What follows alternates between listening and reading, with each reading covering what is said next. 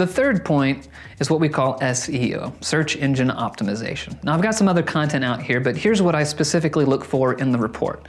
First off, there's a lot of technical things that we look for. We have tools that will scan the website and look for coding errors and other issues that Google's looking at behind the scenes that most people may miss. If we can clean that up, that makes everything else better.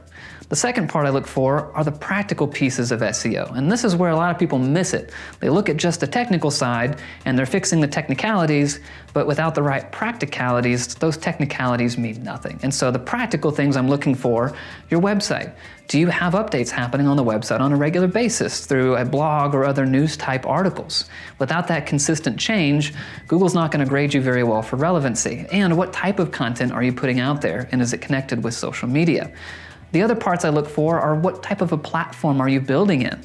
We use WordPress exclusively here at our agency because it ties in very well with our third-party marketing tools, and for things like blogging, it's native for it. It's so easy to do that I don't have to worry about trying to reinvent the wheel to make it happen. Also, I can keep the code base current very easily with platforms like this. If you just edit with straight up HTML code, it's up to you to make sure that that code is constantly being current and updated. And if not, you can lose credit with Google for not having updated code. So with this, again, take into consideration the practical pieces of making sure you've got the core of the right type of content, the right kind of structure for your website, but then also there's some tools that we use to go through the technicalities. Do you have the right tags in the right places? Are you missing tags in areas for things like images and other areas on your site? That makes a big difference in going through and finding where do you rank in the organic areas. So again, if I go through the reference and doing a Google search, the first thing we typically see is the ads.